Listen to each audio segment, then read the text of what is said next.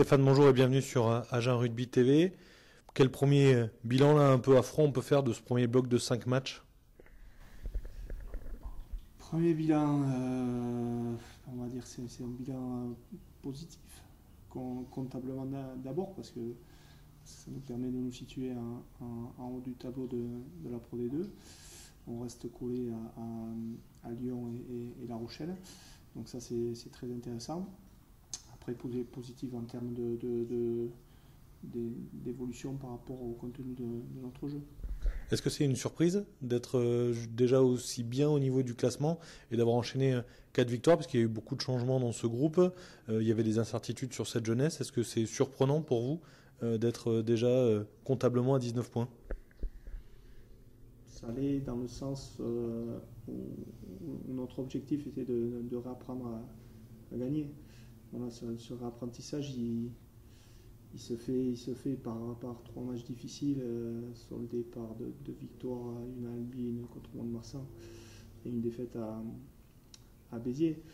Voilà, ajouter à cela les 2 dernières prestations qui commencent à prendre du corps.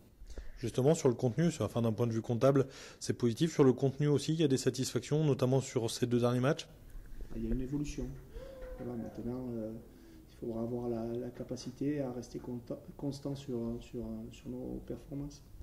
À titre personnel, donc en tant que coach des 3 quarts, il y a eu beaucoup d'animation offensive et beaucoup d'essais de 3 quarts sur les 2 derniers matchs. J'imagine que c'est aussi une satisfaction. C'est surtout une satisfaction parce que c'est le fruit d'un travail collectif et je pense que les essais de 3 quarts, pour moi, c'est plutôt anecdotique. Et par rapport au jeu qu'on essaie de développer, qui est un jeu fait d'alternance, de mouvement, où on essaie d'impliquer tout un collectif, voilà, que ce soit des 3 quarts ou des gens qui marquent, le principal c'est que ça marque. Tu parlais tout à l'heure de l'implication des joueurs, justement. Il y a eu beaucoup de changements dans cette ligne de 3 quarts sur l'ensemble des 5 matchs, donc il y a eu presque tous les joueurs qui ont été passés en revue. Est-ce que c'est un souhait pour maintenir la concurrence, ou est-ce que c'est une nécessité par rapport au championnat, à la longueur, à la répétition des matchs? Les deux. La Pro D2, c'est un championnat qui est très long. Voilà, on est obligé d'impliquer tout le groupe et ça ne peut se faire qu'avec l'ensemble du groupe. Voilà, il y a une gestion des temps de jeu à avoir, mais ça nous permet aussi de mettre les joueurs en concurrence, et la concurrence attire forcément tous les joueurs vers le haut. Seule mauvaise nouvelle du dernier match, c'est la sortie sur blessure de Junior, blessé à l'épaule à la 70e ou par là. Est-ce qu'on a une idée de son indisponibilité?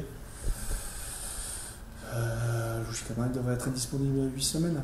Voilà, c'est vrai que c'est un coup dur pour l'équipe. Bon, maintenant, je pense qu'on a un effectif assez conséquent et des joueurs capables de le suppléer.